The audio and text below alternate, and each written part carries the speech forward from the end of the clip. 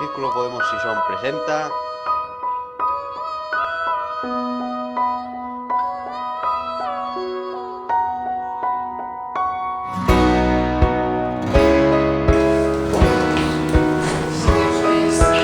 buenas tardes a todos y a todas. En nombre del Círculo de Podemos Sison queremos daros las gracias por la asistencia a este acto y en él vamos a abordar un tema que por desgracia está muy de actualidad, como es la corrupción. En este caso abordaremos el tema de la corrupción en Asturias y concretamente en el ámbito minero, un ámbito que siempre se caracterizó por sus luchas, pero que hace un tiempo se habla más de él por la corrupción que por sus reivindicaciones. Para reflexionar sobre todo esto, contamos con la presencia hoy aquí en la mesa de tres personas que son de sobra conocidas por todos y todas y que nos van a aportar su visión sobre el origen, las implicaciones de estas tramas de las que, como casi siempre, la ciudadanía somos los últimos en enterarnos. Aquí a mi derecha tengo a Antón Saavedra, afiliado a la UGT y al PSOE desde principios de los años 70. En la UGT ocupó varios cargos: secretario general de la Federación Estatal de los Mineros de UGT, vicepresidente de la Internacional de Mineros, miembro del Comité Ejecutivo Confederal de UGT y fue diputado regional por el PASOK. Escribió varios libros, todos ellos relacionados con temas políticos y sindicales, y del que hoy vamos a hablar aquí, como él dice, trata de la historia de una mafia, que es la del Soma, que realmente espeluzna. Aquí a mi izquierda tenemos a Fernando Romero, que es periodista, con una trayectoria de más de 20 años en diarios como La Voz de Asturias, El Diario de Ávila, El Comercio, El Norte Económico,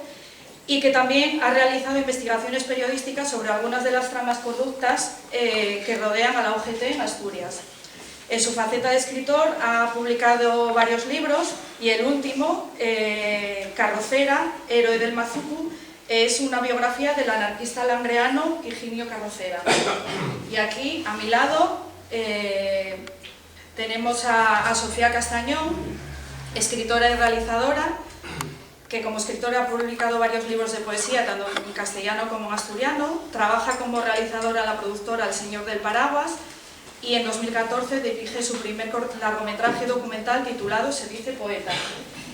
Y desde diciembre es flamante diputada en el Congreso por Podemos, que nos aportará su visión también desde su punto de vista en este tema. Así que, sin más, vamos a empezar. Os pido que por favor os ajustéis al tiempo para luego poder dar lugar al debate. ¿Vale? Si no te importa, Sofía, empezamos por ti. Sí, intento que sería breve, sea una promesa cumplida esta vez. Bueno, antes de nada, me agrada mucho que el Círculo de Podemos Sison y el grupo de trabajo de debate y sensibilización me haya permitido formar parte de esta mesa, y me hace ilusión primero porque he tenido la suerte de acercarme al libro de Villamucho de Antón Saavedra, y ha sido una suerte porque en estos días en los que parece que toda la dinámica te lleva a estar pensando en si los pactos, las abstenciones, los apoyos, si habrá gobierno, si no, de repente entrar en contacto con cosas que es necesario contar, que la información nos hace más libres. Y esta frase que yo no sé si a Bonnie le parece bien que se cite a Russell en La Manzorra, pero bueno, yo lo voy a hacer igualmente. Hay una frase de Russell que a mí me ancla muy bien a determinadas cosas y que ya tiene bastante tiempo porque se puede seguir aplicando hoy, que es que todo aquello que no tiene un vehículo, que puede ser la prensa u otro tipo de publicaciones, no va a ser contado. Lo que no salga de nuestros discos duros o de nuestros cajones no podrá configurarse nunca en la historia, por mucha buena voluntad que tengan investigadores futuros. Por tanto, celebro que se publiquen libros como Villamucho, porque necesitamos de esas herramientas tanto para construir nuestra realidad hoy como para que tengan herramientas los investigadores para entender en qué andábamos en estos tiempos extraños. Y para evitar la extensión, pues me tomé una serie de notas y de reflexiones que aprovecho para compartir. El libro me traslada al año 2001, en el que yo era una adolescente que acababa de pasar la PAU y que estaba, junio de 2001 en concreto, y que estaba colaborando en la Semana Negra de Sesión haciendo labores de prensa. Y recuerdo escuchar a Paco Ignacio Taibo II y a otros compañeros entonces de la Semana Negra que tenían una frase en aquella edición de la Semana Negra como una muletilla que era Osundo. Y que venía precisamente por algo que entonces yo ya recuerdo empezar a oír, que eran los nombres de Villa, de Javier Fernández, de la FSA, del SOMA, y de repente tener una extraña confusión, porque hablaban de aquella cuenca minera, y personalmente además pertenezco a la del Caudal, que yo siempre asociaba una historia de lucha de la que como heredera de esa tierra podía sentirme muy orgullosa, pero que también desde ese momento empezaron a proyectarse en mi conocimiento, en mi ideario, determinadas sombras, si no oscuras, como mínimo nebulosas. Y esa sensación de oscurantismo o de nebulosa, ya digo, quizás no tenga tanto que ver con los 17 años que tenía entonces, como con que la información que recibíamos la ciudadanía era en sí una historia también confusa y nebulosa. Y como bien dice en el prólogo Son Cándano, aunque es verdad que ya podíamos empezar a tener ciertas claves, reconocer a José Ángel Fernández Villa como un consentidor que gestionaba de una manera irresponsable, casi nadie, y de hecho ahí venía un poco la batalla por entonces, compraba tanto el relato de que el propio Fernández Villa fuera también alguien que estuviera sacando para su propio provecho y sus decisiones personales y por tanto fuera también una persona oscura. Solo Antón Saavedra, como bien apunta en el prólogo Juan Cándano, tuvo que cargar con aquello de son cosas de Saavedrona que veía y mantenía, y ahora lo acabamos de descubrir todas las asturianas y asturianos. Me gusta también en el prólogo una imagen que usa Son Cándano, que es la de minero veterano que se pasa la vida alertando de que hay problemas en la mina y que acaban de creer cuando por fin ocurre el terrible incidente, ¿no? Creo que sí, que tiene esa cosa de haber ido avisando y haber tenido un relato que no acabábamos de comulgar con él, la sociedad en general, la opinión pública, por caer en unas dinámicas o más bien por comprar otro tipo de relatos que aseguraban mucho más pues, los intereses de otros, ¿no? Eso de que cuando se señala lo que ocurre con el dedo nos quedamos como tontos mirando el dedo. Y tocó lidiar no solo con el escepticismo de esa opinión pública, ya digo, que no quería oír según qué cosas, sino con las fuerzas conchavadas que no querían que se dijeran en los medios de comunicación según qué cosas. Resulta estremecedora, a mi entender, vuelvo a hacer un ejercicio de memoria y pienso en mis 13 años, cuando estaba en Mieres y en un verano negro, estoy hablando de 1996, la información que el propio Saavedra le da a Gabilondo en un programa de radio ante la pregunta de las causas de los accidentes mortales que se venían sucediendo. Y cito, muy sencillo, porque esas cantidades millonarias de las que hablas no se están empleando para la formación permanente de los mineros en esa materia tan sangrante como es la seguridad en nuestras minas, sino y principalmente para financiar las burocracias del pandillerismo sindical, así de claro. Así que hablamos de sindicatos, cajas de ahorros y formaciones políticas, silencios comprados, mordidas, mafia, favores y deudas. Podríamos estar ante el guión de una película con tramas retorcidas, traiciones, secretos, intereses y un puñado de personas honestas que quieren destapar toda la historia. La caída a los infiernos de quien hizo todos los favores y el sálvese quien pueda, y la pila de Poncio Pilatos para lavarse las manos que no están precisamente sucias de carbono. Esto sería apasionante si no fuera tan cierto, si no nos hubiera dejado la Asturias que tenemos hoy, vaciada de futuro, emigrada, envejecida, sin un plan de país viable y casi sin apenas motivación para ello, porque como bien apunta Saavedra, quienes lucharon porque las cosas fueran las que no fueran las que hoy son, fueron engañados por los que daban las indicaciones desde el castillo, utilizas esa metáfora, sin saber qué era estar en primera fila y mucho menos sin respetar a los caídos. Me hago eco de la cita que encabeza el libro del grupo musical Espantalasiente, que a mí es un grupo que a mí me gusta, y que dice: los fondos mineros paguen flores pa ponerles enriba la totumba. Son muchos los que froten les manes repartiendo la toherencia. con esa cita aprovecho para señalar, y quizás esta sea mi única discrepancia con el prólogo de Cándano, bueno, no se lo digáis, o bueno, sí, en realidad es una discrepancia que hay que decir. Venga, llámalo y dile que yo discrepo un poco respecto a que los aficionados recalcitrantes como yo a la lectura nos pueda chocar un poco la narrativa y la poética de Villamocho, porque yo creo que es un texto con un pulso narrativo tremendo, una lengua viva, una voz absolutamente verosímil, y no pierde, ¿verdad?, el libro por el tremendo subjetivismo de Saavedra, aunque sin duda es un texto que yo creo que precisa 3 o 4 claves sobre el autor para entender el tono, la contundencia y la no benevolencia en ningún momento hacia los protagonistas de la historia. Necesitamos siempre claves para comprender la realidad que nos encontramos. Necesitamos escucha atenta para cuando esas claves nos las dan en el momento y hacemos oídos sordos, porque el sistema está pensado para que hagamos oídos sordos o escuchemos atentamente, sí, pero cuando ya es tarde. Necesitamos personas como Antón Saavedra que anteponen la verdad y su transmisión a todo, y no diré a sus propios intereses, porque eso no es cierto. Creo que sus intereses son los colectivos, y de ahí la necesidad de destapar la trama, de decirnos que el emperador, amigos, amigas, está desnudo. Por último, no quiero dejar de recomendar la lectura del último capítulo en el que se transcribe la intervención que Antón Saavedra hace el 29 de enero de 2015 en la Comisión de Investigación del caso Villa, y donde marca muy bien cuál era el verdadero conflicto, el eje del conflicto, cuáles los fines que perseguían la FSA y el SOMA, por un lado, y la Federación Estatal de Mineros de UGT, por otro. Quedan muchas explicaciones para dar a la ciudadanía, y si queremos plantear, y yo creo que lo necesitamos con urgencia, un plan de viabilidad del país para Asturias, no podemos obviar nuestra historia, sobremanera la más reciente, la que nos trae la situación que hoy tenemos, y exigir las responsabilidades a quien corresponde, porque creo que lo que se nos exige, lo que exige nuestro pueblo, es la dignidad que con este tipo de corrupción nos arrebatan. Así que espero, bueno, doy la palabra a Fernando y espero que sirva también para generar luego debate y puesta en común. Bueno, buenas tardes y gracias a los organizadores por haberme invitado. Y bueno, deciros que yo, donde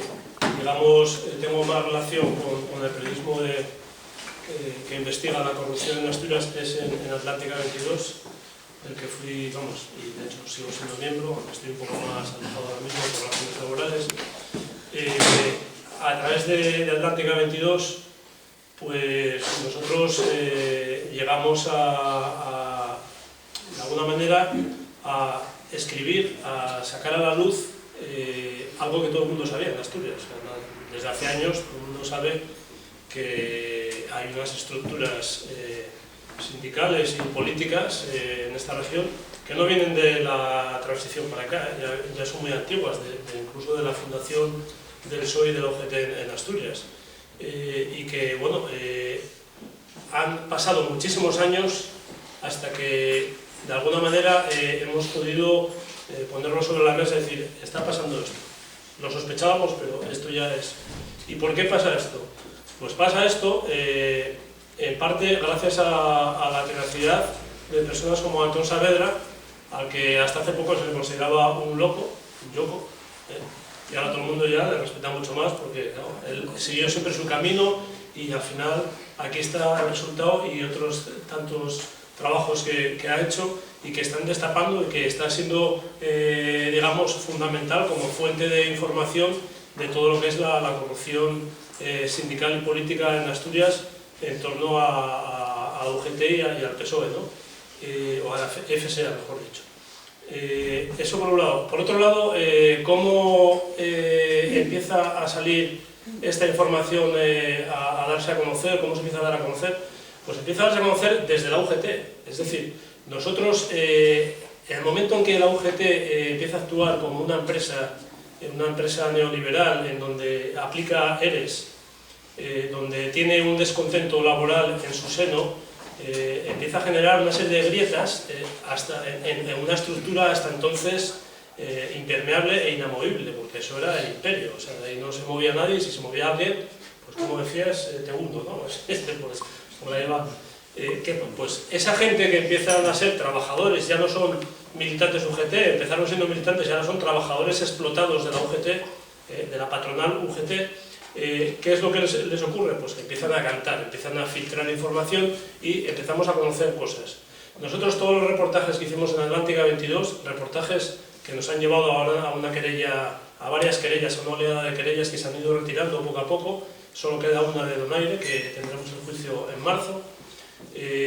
Todo eso surge del interior de la UGT, de militantes de la UGT históricos, cansados de ver cómo la deriva que está tomando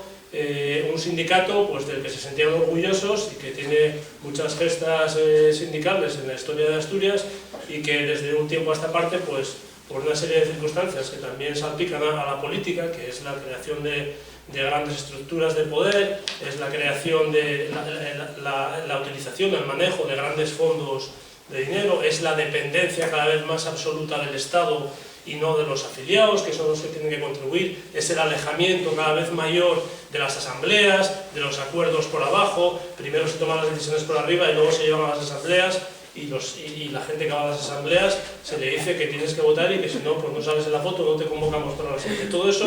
lleva pues, a una situación de corrupción que aquí Antón Saavedra lo lleva al sindicalismo minero por el peso que tiene lógicamente en Asturias el SOMA, sobre todo la estructura también de la FSA y del resto de la UGT, pero que es una corrupción que existe y que ahora mismo bueno, estamos viendo ya que empiezan a salir las cosas de una manera, digamos, judicial, ¿no? Pero, bueno, y luego hay otra cosa, yo como periodista, yo estas cosas las pude, y esto es una cosa que se lo tengo que agradecer a Joan Cándano, que me dio la oportunidad, y no solo la oportunidad, sino que él me daba, digamos, los temas a seguir y yo los seguía encantados. Y todo el tema de investigar los fondos de formación, todo el tema de investigar la estructura, digamos, ejecutiva del sindicato y de la corrupción y del uso de fondos y desvío de fondos de un sitio para otro, todo eso pues se lo debo también a que me encargó esos temas y que estamos en un medio donde puedes trabajar libremente como periodista. Porque la corrupción sindical parte de una estructura de poder, como dije, político-sindical en Asturias muy potente, que extiende sus tentáculos también a los medios de comunicación. Los dos grandes medios de comunicación y el tercero, en el que yo también trabajé, La Voz de Asturias, que ya no existe, formaban parte también de ese complejo tejido, ¿no?, que se fue creando durante años, ¿no? ¿Por qué? Porque los periódicos viven de la publicidad, como sabéis, y si durante años gobernó un partido y un sindicato, una estructura bicéfala, pues eran los que, digamos, aportaban una gran financiación, no solo por parte de las instituciones, donde ellos estaban presentes y están presentes, sino también desde las estructuras más sindicales o del partido. Entonces, bueno, lógicamente, para que pueda ir saliendo a flote cómo está organizada la corrupción sindical en Asturias, pues tiene que haber una serie de condiciones. Una, que exista un medio de comunicación que no dependa, digamos, de la financiación más que del apoyo de sus suscriptores y de gente muy combativa, pues como es el caso de Antón Saavedra, que su terquedad le ha llevado pues, a llegar hasta el final, y que, bueno, que ahora mismo se le empieza a dar una validez por parte de la gente, ¿no?, de lo que llevamos denunciando muchos años, ¿no? Y veremos en qué acaba. Son estructuras muy poderosas, muy férreas, y va a ser muy difícil, se están abriendo, digamos, grietas, ¿no? Pero bueno, mucha gente depende de sus sueldos, dependen de esas estructuras y tienen un gran poder todavía, tienen abogados y pueden permitir el lujo de demandar, de querellarse, porque no lo pagan ellos y los productivos pues tenemos que estar ahí, bueno, a ver cómo nos defendemos de este monstruo, ¿no? Y entonces, bueno, yo simplemente no quiero alargarme más, decir que, bueno, que desde el punto de vista del periodismo, sacar todo esto no es más que hacer información, y que nosotros no hacemos ni un periodismo valiente ni de investigación, hacemos periodismo, que es lo que deberían hacer todos los medios de comunicación y que hoy no, lamentablemente no se hacen porque prevalecen pues, otros intereses, ¿no? Muchas gracias. Bueno, Bueno, buenas tardes y gracias por vuestra asistencia. Y antes de comenzar la exposición, quiero que las primeras palabras sirvan para mostrar mi agradecimiento a los compañeros de Podemos por invitarme a participar en esta magnífica tribuna de la Manzorga, así como a todos vosotros y vosotras por la paciencia que presumo vais a tener conmigo, y muy especialmente a la editorial Sangar por ofrecerme la posibilidad de publicar la obra que hoy vamos a presentar aquí. Efectivamente, tal y como se dice en la sinopsis del libro, apuntaban aquí las compañeras, nos encontramos efectivamente ante la historia de una mafia, la mafia del Soma UGT-PSOE y el carbón asturiano, donde solo se ha abandonado la bandera negra con la calavera por el estuche negro del ordenador y la maleta con la ametralladora por el maletín del Ejecutivo para diferenciarla de la mafia caponesca del Chicago de los años 20 o de las actuales mafias calabresa y siciliana. Aquí en Asturias, la mafia del Soma UGT-PSOE y del carbón asturiano ha pasado a conocerse, ya se conoce, desde hace unos meses, por el Villamucho que en este momento presentamos aquí en la Manzorga. Y es que hoy día el tema de la corrupción, especialmente en nuestro país, está siendo sometido a debate permanente. Los casos del Rato, Bankia, Gürtel, ERES fraudulentos de Andalucía, cursos de formación, Púnica, la reciente Taula, Viajes Marsan, el Nord de la Infanta Cristina, del Borbón y el Urdanga, los Puyoles y los Ferrusola, la trama carbonera de la Camocha, la Marea Riopodrense, el Muselón, Cajastur, Villa Magdalena, los Palacios, Niemeyer, el Putiferio Pepero de los Caunedo, los Arestegui y los Pecharromán y otros de las turbias aguas del Aquaqués, y más catalanes son un claro ejemplo de lo que estamos diciendo. En el caso que nos ocupa del Villamocho sería el mismísimo, y atención lo que voy a decir, sería el mismísimo presidente del gobierno autónomo asturiano, Javier Fernández, quien afirmó que el caso de Villa era mucho más grave que el de los Puyol y el de las tarjetas de Bankia juntos, para fulminarlo sin ni siquiera darle opción a que abriera la boca. Y recalco las afirmaciones literales del presidente asturiano porque pienso que sus declaraciones encierran un conocimiento exhaustivo sobre la procedencia del dinero, por lo que tendría que ser un testigo de lujo ante los tribunales de la justicia el día que Villa sea juzgado públicamente. Porque nadie lo dude, va a ser juzgado públicamente, por mucho que se quiera hacer el loco. Sin embargo, detrás de formulaciones de intransigencia frente a la corrupción se vienen observando ciertas actitudes de comprensión, especialmente cuando se trata de asuntos de corrupción política. Casos en los que ciertos medios de información toman posiciones encubridoras y entorpecedoras de la acción de la justicia, así como las máquinas propagandísticas de los partidos que tratan de anestesiar la memoria de los ciudadanos para conseguir con ello el olvido o, al menos, la condescendencia ante la promesa de que determinados hechos no volverán a producirse y que la limpieza y la pureza de la gestión será en el futuro la norma. Pero pasa el tiempo, el escenario se repite, tal y como pudimos ver en las recientes elecciones generales celebradas en España, y todo ello porque la corrupción en nuestro país es inseparable del Estado de partidos, y porque la naturaleza del régimen es la propia de una oligarquía.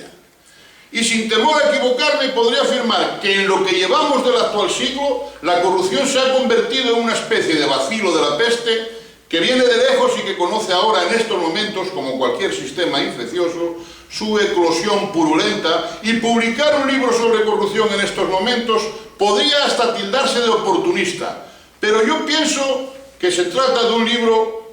oportuno, no oportunista. Entre otras cuestiones, porque la corrupción ha sido tan grande y tan grotesca que ha conseguido ir penetrando en la conciencia ciudadana, aunque no lo suficiente, llenando las páginas de los periódicos, ocupar los espacios de radio y de televisión, a la vez que inundando los escaparates de todas las librerías, hasta colocar la corrupción y el fraude en el segundo problema de la ciudadanía española detrás del paro, según el más reciente barómetro del Centro de Investigaciones Sociológicas, el CIS famoso. Y Gijón donde nos encontramos no iba a ser diferente, porque la mafia del carbón también la afectó. ¿Y de qué manera? No en vano la emblemática por su movimiento reivindicativo durante el franquismo y legendaria en el ideario de los asturianos por aquellos versos de León del Estado, tantas veces cantados con honda emoción, Mina de la Camocha clausuraba sus explotaciones después de 80 años de contribución al progreso del pueblo español. Una mina que, como en el caso de otras muchas minas asturianas, deja en sus entrañas carbón para otros 300 años más en inmejorables condiciones para su explotación mecanizada, con una plantilla en torno a los 1.300 personas, sin tener en cuenta los puestos de trabajo indirectos e inducidos, todo ello al margen de que estamos hablando del mejor yacimiento minero de Asturias. Pero una mina que también ha servido para que salieran a la luz las turbiedades y el hedor nauseabundo de la historia reciente de esta tierra nuestra, en la que pequeños burgueses con apetito desordenado, pobres sin conciencia de clase, miserables besaculos del dinero y gente apestosamente vulgar, algunos de ellos disfrazados de sindicalistas, protagonizaron una de las mayores estafas contra la caja del contribuyente español, registrada en la historia negra de Asturias como la trama de la Camocha, que ya sabéis, gracias a una juez al servicio de la justicia, se le emplumaron a 5 pajaretes de estos que rondaban por la mina, que dirigían la mina, 9 años de cárcel y 21 millones de euros a cada uno. Por cierto, ¿qué es lo que no sabía el actual presidente del gobierno autónomo de Asturias, Javier Fernández, al respecto? Pasaba él por allí trabajando codo a codo con el apoderado de la Camocha, don Vito Zapico, como inspector minero, director general y luego consejero, mientras las sirenas cantaban bajo el mar, y no se enteraba de nada, como no se entera de otras cuestiones tampoco. Abundando más en el tema, ¿dónde está aquel parque empresarial que la Felguerosa o la Felgueroso iba a crear en la Camocha para paliar el empleo perdido con el cierre de la explotación minera? ¿Dónde está el polígono industrial prometido por el actual equipo municipal de Gijón? Sin embargo, lo más grave en el caso que nos ocupa es que ha servido para llevar a una región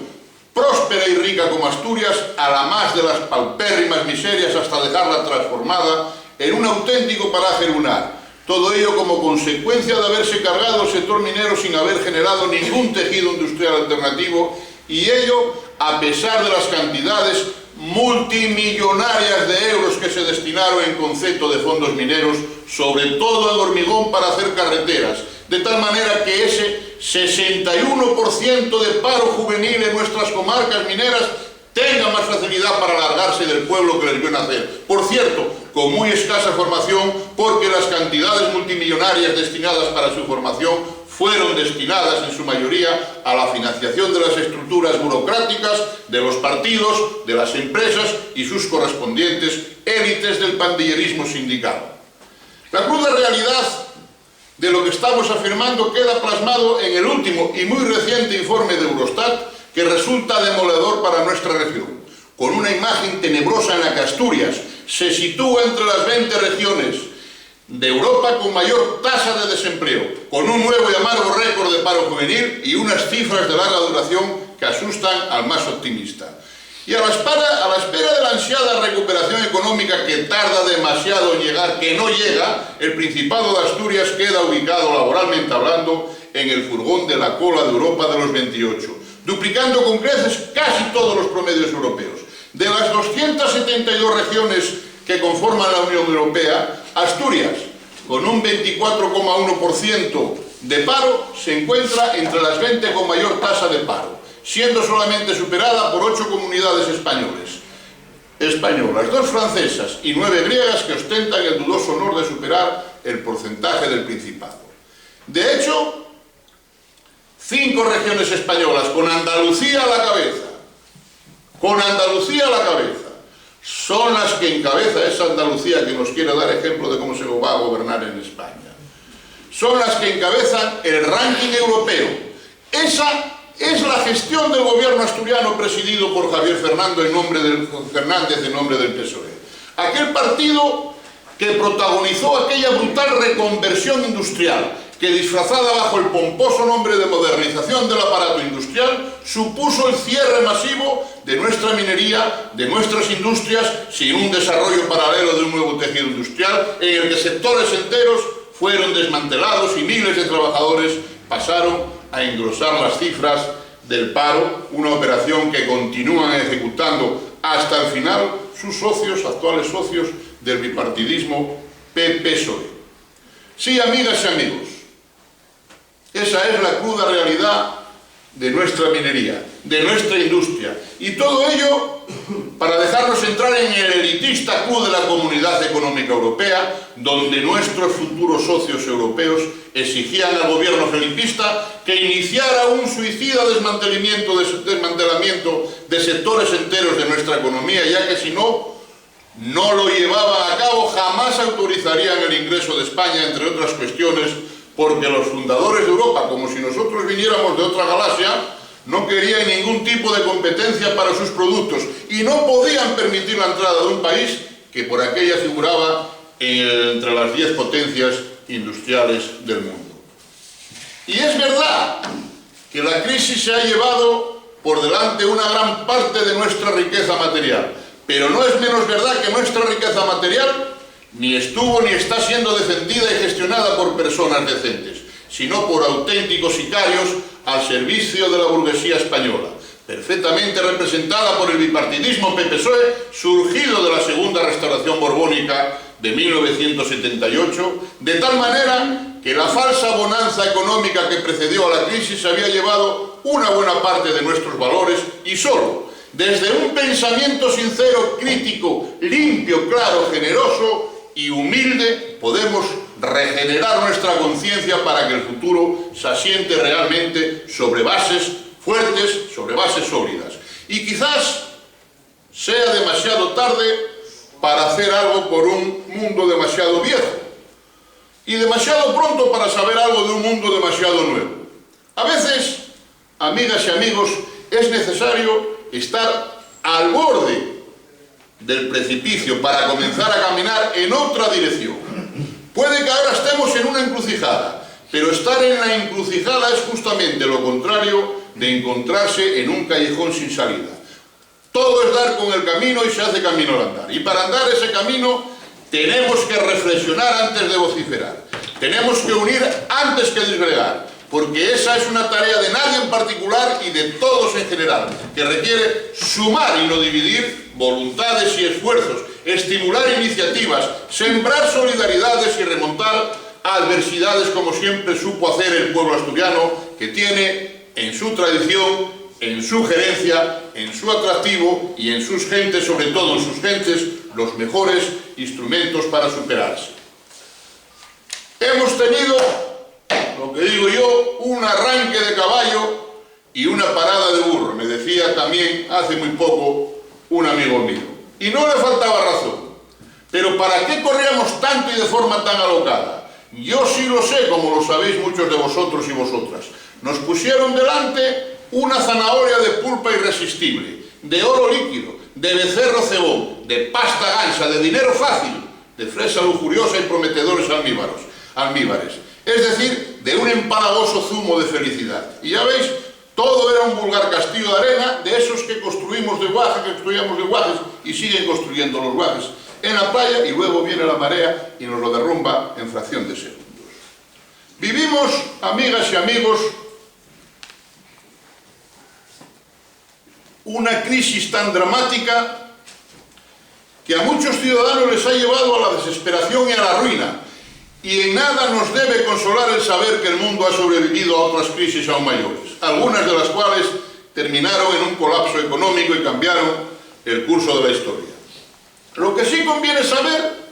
es que para salir de ese pozo del presente tenemos más recursos que nunca, más ciencia, más tecnología, más infraestructura, mucho carbón, mucha agua, mucha masa forestal y sobre todo mucha tradición industrial, mucha tradición industrial. Solo necesitamos recuperar la educación y los valores y, por supuesto, la voluntad de asentar sobre ellos una justicia insobornable, sólida y humana, Y no demos vueltas a la pintola para llegar al mismo sitio de partido, porque mientras la justicia no sea justicia, nunca habrá justicia. Creíamos nosotros y nosotras que el bienestar era poco menos que eterno, pero el virus de la codicia se ha llevado por delante las certezas y ha teñido de oscuridad los horizontes. Allí donde había luz, ahora hay sombra. Allí donde hay calma, allí donde había calma, ahora hay desasosiego. Allí donde había seguridad hay incertidumbre y angustia. Y lo que es peor aún, amigas y amigos, allí donde había despilfarro, comienza a aparecer el hambre. La situación de un parado temporal, todos los tenemos en casa, puede ser más o menos incómoda. La situación de un parado sin prestaciones es angustiosa y deprimente. La situación de un parado sin esperanza es sencillamente destructiva. Y solo una sociedad enferma puede permanecer impasible ante la aniquilación humillante de algunos de sus miembros. Es algo radicalmente inhumano. Por ello tenemos que hablar con suma claridad. Es muy difícil, casi imposible, que la nueva política pueda brotar de las madrigueras en las que siguen atrincheradas las comadrejas de la vieja política. El milagro del arrepentimiento y la redención por las buenas obras siempre es posible, pero será solo eso, un milagro, una excepción. En todo caso, este es el rasero por el que debiéramos de apostar en cada momento a la hora de elegir a los hombres y mujeres que tienen que regir los destinos de nuestro país. El que esté dispuesto a cambiar la ley electoral, a imponer la democracia interna en los partidos, a devolver la independencia al Poder Judicial, a renunciar a aforamientos y demás privilegios, a predicar con el ejemplo dando un paso atrás ante la menor sospecha de connivencia con la corrupción, a incluir mecanismos de participación ciudadana en el proceso legislativo. Ese representará a la nueva política. Lo demás será lisa y llanamente más de lo mismo. Paro y corrupción, y más corrupción y paro. Y lo más grave para una sociedad, que los votantes que sigan votando a los corruptos, sabiéndolo como lo saben, serán por lo menos sus cómplices, por no usar otro nombre. Así de claro, tal y como ocurrió en las recientes elecciones del 20 de diciembre. No nos engañemos, ni que nadie trate de engañarnos. La ciudadanía efectivamente acude muy gozosa a las urnas, una vez cada 4 años, integrándose en la máquina administrativa del Estado, olvidándose de sí misma y de la sociedad para elegir las pirámides de burócratas de partido, con un jefe absoluto en la cúspide, que aspiran a estar detrás de la ventanilla en todas las manifestaciones externas del Estado, mientras que los resortes del poder interno del Estado, los que otorgan privilegios y concesiones al gran capital, ni se rozan en las elecciones ni en los programas de los partidos gobernantes. No hubo ni izquierda ni derecha que haya osado oponerse desde el gobierno y en defensa de la libertad a las grandes concentraciones de poder financiero y mediático, suficiente para deducir que la corrupción es inseparable del estado de partidos y que la naturaleza del régimen que vivimos es la propia de una oligarquía. Sin embargo, la democracia institucional, claro que es posible. Basta con cambiar el sistema electoral y separar los poderes del Estado. Basta con dar a la ciudadanía el derecho a elegir a sus representantes. Basta con prohibir el escandaloso cinismo de que hombres y mujeres de un mismo partido y de una misma elección sean a la vez legisladores, gobernantes, jueces, administradores, consejeros jurídicos y auditores del Estado. A esto yo lo llamo dictadura plural, no democracia ni nada que se le parezca. Y efectivamente los electores votan, pero no eligen, porque refrendar una de las listas de partido no es elegir. Los integrantes de la lista no son elegidos por los votantes, sino por los jefes de partido, y por lo tanto no representan a los electores ni a la sociedad civil. Esa distribución de cuotas electorales entre partidos solo puede representar a la sociedad política costeada con fondos públicos, es decir, a la sociedad estatal. No se vota a diputados de los electores, del pueblo de la sociedad, sino a puros delegados de los partidos estatales. Todos los gobernantes y gobernados apuntalan la colosal mentira de llamar legislativas a estas burocráticas elecciones administrativas para cubrir puestos de relieve en el Estado, de llamar representantes del pueblo a simples delegados de partidos, de llamar separación de poderes a la simple separación de funciones públicas entre personas de una misma obediencia de partido, de llamar democracia representativa a esta más que degenerada oligarquía estatal. Pero volviendo al tema concreto del Villamocho, el libro que estamos presentando hoy hace un repaso efectivamente a los casi 40 años de dominio somático en Asturias, de sus tramas de corrupción, de su control de la caja de ahorros, que nadie habla de ella curiosamente, y dónde está el meollo de la cuestión, de los ayuntamientos mineros y del propio Principado de Asturias, del Montepío de la minería asturiana y, cómo no, de los mitos montados en torno al Soma y a la figura del mismísimo Manuel Llaneza. Casi 40 años bajo las órdenes de Villa, que acaban cuando el capo familia minero abandonaba la Secretaría General del sindicato entre lágrimas, poco tiempo antes de que hiciese público que había regularizado la calderilla, porque estamos hablando de la calderilla, de 1,4 millones de euros en amnistía fiscal del gobierno del PP. Para entonces Villa ya estaba solo, y muchos apuntaban al carro de unas denuncias que yo mismo venía gritando contra viento y marea desde los años 70. Si alguien, por lo tanto, hay que para nada se ha sorprendido, uno de ellos soy yo, entre otras cuestiones porque durante todos estos años, desde 1976, vengo denunciando todo tipo de corrupciones de este capofamilia y de su bando de consiglieres, recaudadores, pandilleros y demás gentes del AMPA, en la Confederación de la UGT, en los medios de comunicación, en el Parlamento, en los tribunales y, como no, en la mismísima cara a cara en los comités federales de la Federación Estatal de Mineros de la UGT, donde me cabe el honor de haber sido su secretario general durante 10 años. Sin embargo, todo este tiempo siempre se ha venido vendiendo a través de los voceros somáticos en los distintos medios de comunicación como un inexistente enfrentamiento personal entre Saavedra Villa o Villa Saavedra, con el fin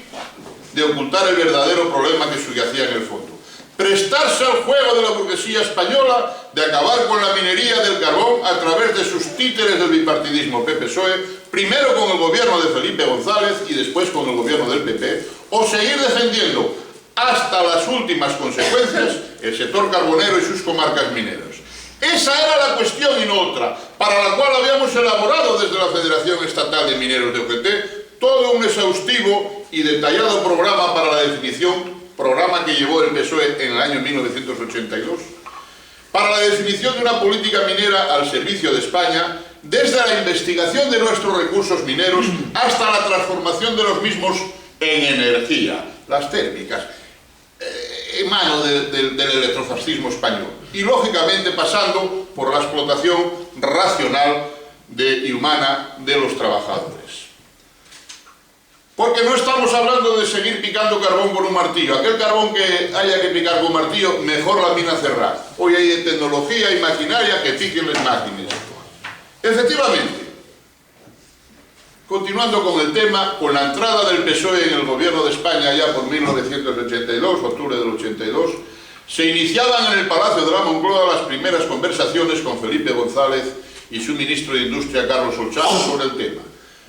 Reuniones que se continuaron realizando en el propio ministerio todos los viernes finales de cada mes. Y ya en agosto del 84, el ministro Solchaga nos puso encima de la mesa la cantidad de 600.000 millones de pesetas para 2 zonas de urgente reindustrialización, la mitad del dinero para la Azur del Nalón y la otra mitad para la Azur del Caudal, siempre y cuando aceptásemos una plantilla de 14.500 mineros de UNOSA, que en aquellos momentos tendría 21.000, y nuestra respuesta no fue otra que aceptar aquello como una, buena base de negociación, sin olvidar en ningún momento de que nosotros siempre estábamos hablando de la definición de una política minera que abarcaba al conjunto de los mineros españoles.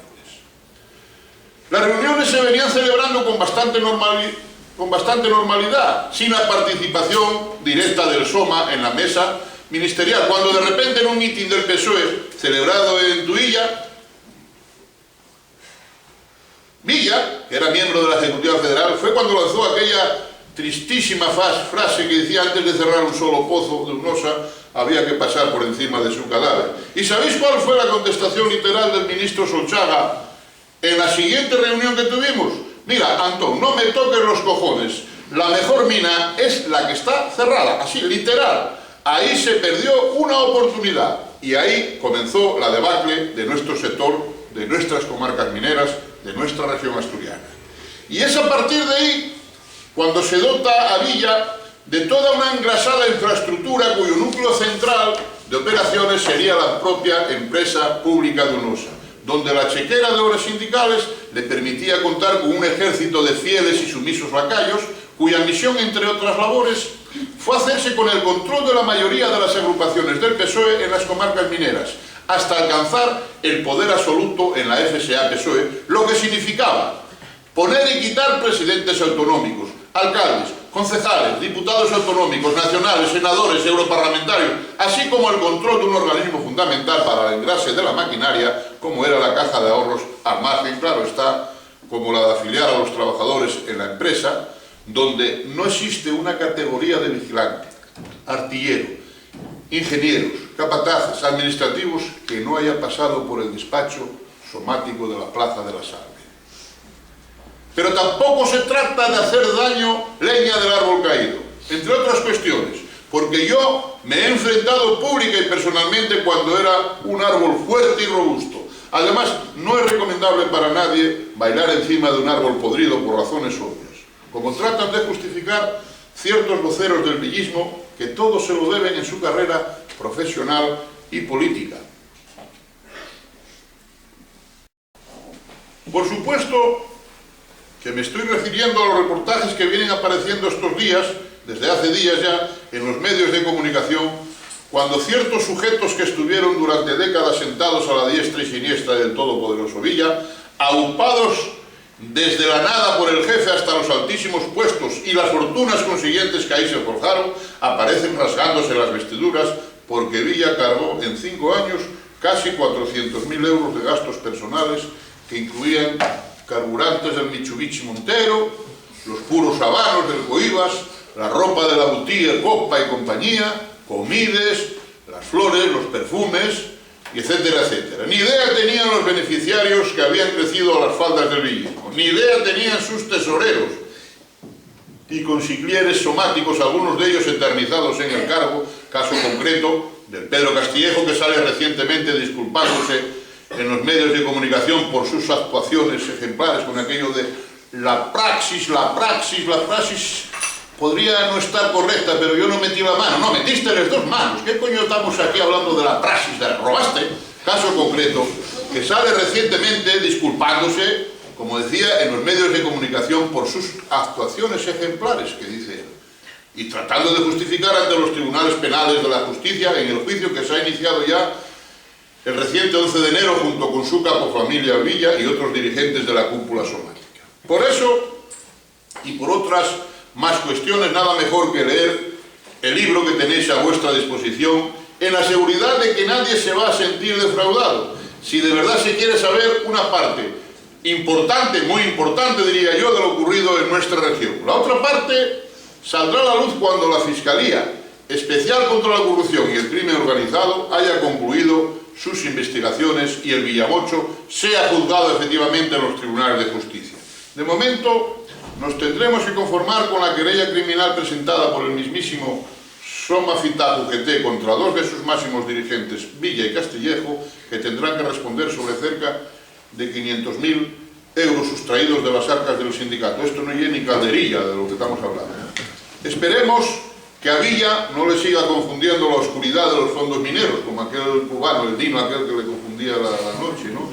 Y se vaya acordando de todos y cada uno de los personajes que le acompañaron en el multimillonario latrocinio cometido contra el pueblo asturiano, aunque parece que solo se recupera para otorgar poderes notariales y hacer llamadas continuas a sus excompañeros del sindicato somático para seguir amenazando con tirar de la manta. Muchas gracias y a partir de ahora tenéis vosotros la palabra, en la seguridad que voy a contestar a cualquier cuestión, ser más claros, así que leña y al mono y al ánimo.